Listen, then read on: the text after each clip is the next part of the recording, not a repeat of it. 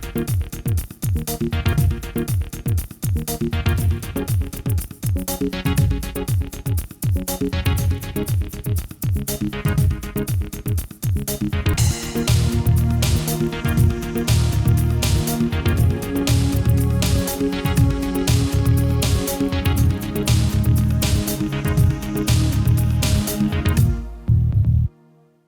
day, and welcome to this month's Council Comment. I'm 2nd District Councilmember Josh McCurn, and joining us today we have Lexington Fire Chief Chilton and Fire Station 24 Captain Watts. Thank you both for joining us today. Good morning. Thanks for having us. And thank you to our viewers for also joining us too. We are here at Fire Station 24 off Magnolia Springs in the subdivision of Masterson Station off Leestown Road. And to begin, if we can just talk about some of the uniqueness to this fire station and what you guys enjoy most about it. Yeah, so there's a lot of unique things here at Firehouse 24. One of the biggest things as far as the station is we have an elevator. We're the only fire station right now in Lexington that has an elevator, so it allows us great opportunities to train. So we can have companies come over and do district training on elevator operations such as phase 1, phase 2 operations that we would use on a private alarm, fire call, or possibly an EMS call, all the way up to we can have rescue companies come out, ladder companies come out, and we can perform training on the elevators for rescue training. So maybe someone has been trapped inside of an elevator car and we need to train to get them out. So that's one unique item that we have here at Firehouse 24.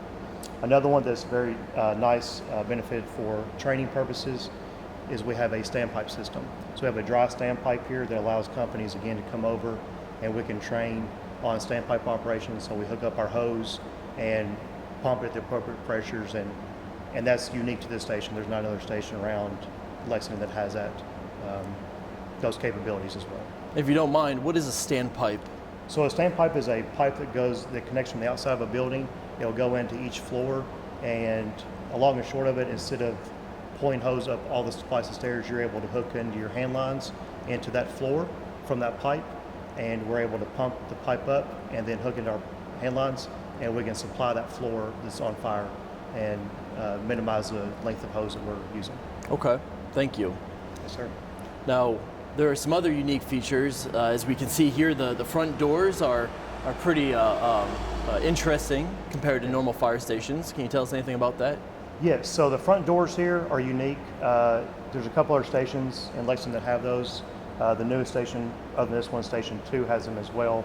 They are, if you can tell, they're the curtain style, so they open left to right and not overhead. So they're much more energy efficient to keep the bay temperature climate controlled. But additionally for us, there's less likelihood of them malfunctioning. So instead of the bay door getting stuck halfway up or halfway down, the likelihood of that is decreased. Additionally, when they're going up, sometimes they do get caught and we can't see them at the very top, and there has been accidents in the past. So this alleviates any accidents and damage to our trucks or our stations. So it's a great design that we have. That is, absolutely, thank you. Yes, sir. Now this is the only station in Lexington that has a fire tanker, is that correct? Yes, sir, it is. So Station 24 has Tanker 1. Tanker 1 is unique to Lexington Fire Department within the last 30 years or so, and it allows us a lot of capabilities. So that truck carries roughly 3,030 gallons of water on it, and that really helps us in areas where we don't have fire hydrants. They're readily accessible. So in your more rural country areas, where maybe a fire hydrant is several hundred feet, several thousand feet, or upwards of a couple miles away, we now can bring that water to the scene and have 3,000 gallons at our disposal right when they get there. So it's a great asset for our firefighters. That's a huge asset to Lexington. Yes. Great. Now each call that you go on, or fire call, do you have an average of how many gallons you would use on each fire? Yeah, so that's a great question. So it depends on the call. So if we get called out for something as small as a mulch fire, you're going to be using a couple of gallons maybe. If you get called out to a single family residence, depending on how big that is, you're using maybe a couple hundred to a couple thousand gallons, depending on what's on fire. if it's a fully involved fire, or if it's a single room and contents. So that varies.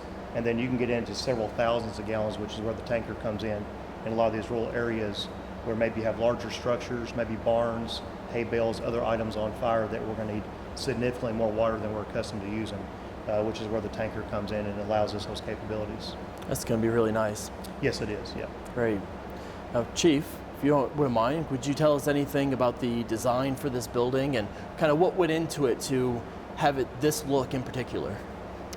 Well, we worked with our architect firm initially, and they brought us several just, kind of designs, things that they've used in other communities. And when we looked at them, they were kind of like Station 2. They were very modern. They were more a commercial look. And our thought was we wanted this station to fit more into the neighborhood and to kind of look more like what was around it. And that we knew this was going to be a two-story station, which definitely was going to change the design significantly. This is the first two-story station that's been built since 1929, which was Station 1 on 3rd Street. It's our main station. So we knew it was going to be significantly different just because it was 2 stories. So when we started looking at it, we started looking at some old fire stations, and we wanted it to be modern, but we still wanted it to have that traditional 2-story old fire station look on the outside, and we wanted to be brick to look more like what was being built in the neighborhood, so it would kind of fit in with the neighborhood. And the only other thing I wanted to add to what he said about the elevator, just so people are clear, we didn't put the elevator in here exclusively for training. The elevator is, so we would be ADA compliant. The station is all ADA compliant. Great. It's because it is 2 stories. It did require an elevator. So it's great for training purposes, but it also allows, citizens that might not be able to get to the 2nd floor because the stairs can actually still come in the station and go upstairs and take a tour and see the facility. That's awesome. Thank you for elaborating on that too. And if you haven't had the chance to come out to the station, it is absolutely beautiful here and aesthetically pleasing to the neighborhood, yes. You had mentioned neighbors coming and visiting and going up to the 2nd floor. Do you often have visitors here? Yes, we do.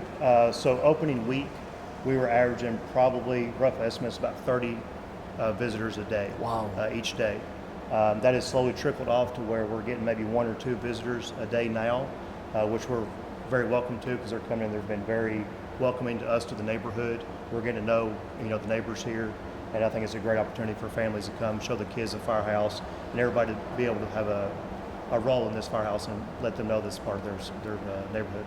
That's great. And can you tell us any other services for the neighborhood that this station provides? So we do outreaches, so we'll go to schools, we'll do school visits. So we'll go to schools upon their request, and we'll do what's called a truck visit. So we'll sit down with the students and the kids, and we'll go over fire safety. We'll let them see the truck, the gear. We'll talk about all types of educational things in the fire service. Now, this is also a safe place. Is that correct? Yes, it is. What does that mean? If you won't mind for our viewers, please. Yeah, so a safe place, as you can see on the front of the buildings, they all have the yellow diamond sign that says safe place. That is basically a community outreach program that is recognized across America to where the youth can come in if there's any troubles or runaways or anything like that. They can come in, have a safe place to stay. The staff here will contact the appropriate people and arrange for them to be picked up and go to the next level of care if they feel like they're in danger at all. Great. We mentioned earlier on about some of the surrounding area. Now, at Station 24, you service 24 miles, is that right? Yes, so right now Station 24 is covering 24 square miles. We service roughly 452 businesses, and we service over 8,900 residents at this time. So that's ever growing, as you know. Construction is all around the area, so those numbers are all on the rise. They are, and I bet that changes on the daily basis for you. Yes, we recognized it on roads. Sometimes, a road wasn't there a couple shifts ago, and now we're going to the road is there. Or a building wasn't being built, and now we're at the beginning stages, and we recognize that we're able to pull in and give a quick building construction class to our new guys or a refresher to our senior guys. So it's a great opportunity to learn and expand our knowledge. Okay. Well, I want to take the opportunity to thank you both for everything that you do for not just the 2nd District, but for our community. And thank you both for joining me today. Thank you everyone for tuning in to this month's Council Comment.